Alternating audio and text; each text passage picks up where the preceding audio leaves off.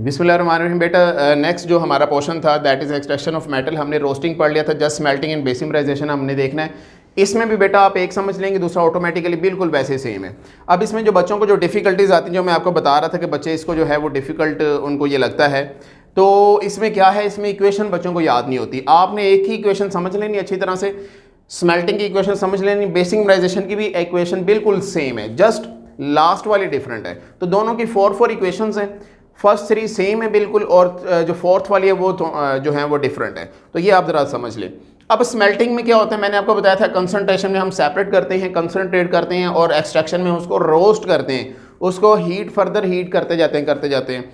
Roasting में heat किया, अब देन रोस्टेड एयर को हम फर्दर स्मेल्टिंग में और हीट करेंगे, फिर उस स्मेल्टेड को हम स्मेल्टिंग के बाद और फर्दर हीट करेंगे, वो बेसिमराइजेशन हो जाएगा। ठीक है, तो आइए जी देखते हैं व्हाट इज स्मेल्टिंग। तो स्मेल्टिंग में वो बता रहा है कि हम उसी रोस्टेड ओर को हम फर्दर हीट करते हैं, ठीक है, इन एक्सेस ऑफ एयर, और उस एक्सेस ऑफ एयर में हम सैंड फ्लक्स और कोक को भी यूज़ करते हैं। तो उसमें जो है जब हम इसको हीट करते हैं तो ये रिएक्शन एक जो है बहुत हाई एक्सोथर्मिक प्रोसेस होता है, इसमें बहुत ज़्यादा अमाउंट ऑफ हीट जो है वो रिलीज होती है, दैट इज़ एक्सोथर्मिक। अब इसमें आपने देख लेना कि होता क्या है। इसमें हमारे पास नंबर 1 पे ये हमने एक जो है चिमनी ली हुई है। चिमनी का मतलब ये होता है कि हाई टेम्परेचर होता है वहाँ पे, ठीक है, उसको हम चिमनी कहते हैं। तो हाई टेम्परेचर वाली चिमनी ये जो असल में ना ये इस तरह से होती है, ठीक है, ऊपर से ओपन होती है। अब हम क्या करते हैं कि इस चिमनी का मतलब होता है जिसमें हाई टेम्परेचर होता है, 2000-3000 डिग्री सेल्सियस टेम्परेचर होता है, नीचे से हम उसको हीट दे रहे होते हैं। तो हम क्या करते हैं, सबसे पहले हमने क्या करना है, रोस्टेड एयर को इसमें डालना है, उस ओर को हम डाल के इसमें तो इसको हीट करेंगे फर्दर, ठीक है। जब हम इसको हीट करेंगे तो उस हीट करने की वजह से कौन से रिएक्शन टेक प्लेस होंगे वो हमने देखने। सबसे बेटा पहले हमने क्या पढ़ा था कि जो हमारे पास रोस्टिंग थी, उस रोस्टिंग में क्या प्रोसेस हुआ था। उस रोस्टिंग में हमारे पास जो चाल्कोपाइराइड था वो किस में ब्रेक हो गया था, कॉपर ग्लैंस और फेरस सल्फाइड में, कॉपर सल्फाइड और फेरस सल्फाइड। अब क्या करना है हमने, मैंने आपको बताया था कि हमने इन 2 सल्फाइड्स को डील करना है। असल में जो नेक्स्ट हमारे पास है कॉपर सल्फाइड और फेरस सल्फाइड को हमने इन दोनों प्रोसेस में स्मेल्टिंग और बेसिमराइजेशन में हमने देखना है कि किस तरह से ये कन्वर्ट होते हैं। तो होगा क्या कि इसमें इसका जो सल्फाइड है वो भी ऑक्साइड में कन्वर्ट हो जाएगा, इसका भी सल्फाइड ऑक्साइड में कन्वर्ट हो जाएगा, यही प्रोसेस होगा। इन एक्सेस ऑफ एयर हम यूज़ कर रहे हैं, मतलब कि ऑक्सीजन बहुत ज़्यादा हाई अमाउंट में है। तो जैसे बेटा हम इसको जो है फेरस सल्फेट को हम ऑक्सीजन के साथ रिएक्ट करवाएंगे तो होगा क्या, ये रिप्लेस हो जाएंगे, सल्फर इधर आ जाएगा और ऑक्सीजन इधर आ जाएगा, रिप्लेस हो जाएगा, तो ये फेरस सल्फाइड से फेरस ऑक्साइड बन जाएगा। ठीक है जी, तो ये हमारी फर्स्ट इक्वेशन आ गई, क्लियर हो गया। साथ में ये एज ए इम्प्योरिटी जो है ये रिमूव हो जाएगी गैस। अब ये जो फेरस ऑक्साइड है ना, इसके ऊपर हमने रेत फेंक देनी है, ठीक है। इसके ऊपर जब हम रेत फेंक देंगे, रेत का formula you know that sand SiO2, जब इस ऑक्साइड के साथ इस हम मिक्स करेंगे तो ये हमारे पास आयरन स्लैग बन जाएगा, ठीक है। तो ये हमारे पास स्लैग बन गया, इसको हमने स्लैग कह दिया, तो ये हमारे पास स्लैग है, ठीक है। ये स्लैग क्या होता है, एक प्लास्टिक लाइक मटेरियल होता है, एक और जिसकी डेंसिटी बहुत लो होती है, तो वो ऊपर फ्लोट करना शुरू हो जाता है, उसको फिर हम सेपरेट कर लेते हैं। अब स्लैग के जरिए हमने क्या किया, आयरन के कंपाउंड्स हमने निकाल दिया। अब पीछे क्या रह गया, कॉपर के सल्फाइड्स, ठीक है। अच्छा, मैक्सिमम स्लैग के जरिए निकल जाता है, बाकी फिर भी रहता है। कॉपर सल्फाइड्स को जब हम यही सलूक करते हैं तो बिल्कुल इसके साथ भी वैसे ही होगा कि ऑक्सीजन इधर चल जाएगा, सल्फर उधर चल जाएगा, तो उससे क्या होगा, कॉपर सल्फाइड जो है उसके कॉपर ऑक्साइड बन जाएगा और साथ में सल्फर डाइऑक्साइड, बिल्कुल ऐसा सेम इक्वेशन, ठीक है। अब इसी ऑक्साइड, अब हमने क्या करना है, तीसरे में आपने जरा 4 जो स्टेप है हमारे पास उसमें देख लेना है।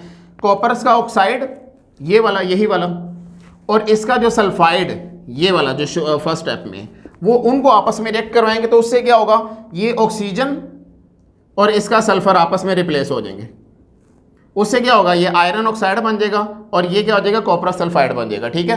अब ये फेरस सल्फाइड ऑक्साइड बन गया, इसके साथ वही सलूक होगा, ये वाला इसके साथ ये वाला स्टेप होगा, ठीक है। जितनी भी ऑक्साइड्स बनेंगे उसके साथ उसके ऊपर रेत फेंकेंगे और उसको स्लैग में कन्वर्ट कर देंगे और वो सेपरेट कर लेंगे, ठीक है।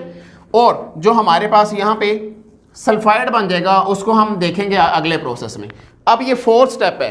अब बेसिमराइजेशन में क्या होता है, बेसिमराइजेशन में, अच्छा यहाँ पे आपने एक शॉर्ट क्वेश्चन याद रखना है कि इसके अंदर जो कॉपर के सल्फाइड होते हैं और जो आयरन के सल्फाइड होते हैं ना, वो आपस में फिजिकली अटैच हो जाते हैं और एक मोल्टन हमारे पास एक सब्सटेंस बना देते हैं जिसको मैट कहते हैं। ये एक अलग से short question, what is matte? तो आपने कहना mixture of cuprous sulphide and ferrous sulphide is called matte. ठीक है, इसी मोल्टन मैट को हम फर्दर डालते हैं इसमें बेसिमर में। ठीक है, ये बेसिमर हमारे पास अपरेटस होता है, इसमें भी हाई टेम्परेचर होता है। अब जब हम इसके अंदर इसको ऐड करते हैं तो होता क्या है कि बिल्कुल वैसे ही सेम प्रोसेस होगा, स्लैग बन जाएगी। जो स्लैग बन जाएगी उसको हम सेपरेट कर लेंगे, क्लियर। और नीचे हमारे पास कौन आ जाएगा? कॉपरस सल्फाइड। समझ आ गई? अब यहां पे हमारे पास क्या होगा कि कॉपर के दोनों सल्फाइड होंगे, दोनों कंपाउंड जो होंगे वो कॉपर के होंगे, कॉपर ऑक्साइड और कॉपरस और सल्फाइड और ऑक्साइड। अब इसमें क्या होगा? सल्फर इसके साथ रिएक्ट करके उड़ जाएगी, सल्फर डाइऑक्साइड बना दिया। पीछे कौन रह गया? इधर भी कॉपर रह गया, इधर भी कॉपर रह गया, इन्होंने आपस में रिएक्ट करके मेटल बना दी। तो इस तरह से हमारे पास कॉपर जो है वो मजीद प्योरीफाई हो जाता है। यहाँ पे हमारे पास 98% जो है वो कॉपर प्योर हो चुका है। और हमने वही प्रोसेस किया कि हमने इस पूरी जो हमारे पास मिनरल था उसमें से कॉपर को अलहदा कर लिया। कल हम इंशाल्लाह पढ़ेंगे कि रिफाइनिंग कैसे करते हैं, उसको मजीद रिफाइन करके हमने 99.99% पे किस तरह लेकर आना है। क्लियर हो गया? तो इसमें हमारे पास स्लैग अलहदा होगी, नीचे जो हमारे पास लेयर होती है इसकी। अब होता क्या है, यहाँ पे एक और शॉर्ट क्वेश्चन है कि इसमें आप क्या देखें, कौन सी गैस बनी? सल्फर डाइऑक्साइड गैस बनी। वो सल्फर डाइऑक्साइड गैस जब यहाँ से निकलेगी, तो जब यहाँ से वो निकलेगी तो इसके ऊपर यहाँ पे उभार बना देगी, जिसको हम कहते हैं ब्लिस्टर लाइक अपीयरेंस। इसे कहते हैं ब्लिस्टर कॉपर। तो ये एक शॉर्ट क्वेश्चन है आपका लेता है, व्हाट इज ब्लिस्टर कॉपर? तो आपने ये कहना है कि बेसिमराइजेशन प्रोसेस में जब कॉपर मेटल तैयार हो जाती है तो उसमें सल्फर डाइऑक्साइड जब गैस बाहर निकालती थी तो उसके ऊपर जो अपीयरेंस बन जाती है उसको हम ब्लिस्टर कॉपर कहते हैं। और वो कितने % प्योर होता है? 98%। ये बेटा अलहदा से लॉन्ग क्वेश्चन भी आता है और शॉर्ट क्वेश्चन भी अलहदा से आता है। आपने जस्ट क्या करना है, लॉन्ग क्वेश्चन के लिए इक्वेशंस याद कर लेने, लिख लिख के बार बार आपको याद हो जाएंगी। वही इसमें यूज होनी, वही जस्ट फोर्थ वाली सेपरेट है। Is that clear? This was our today's lecture. Okay beta, Allah Hafiz.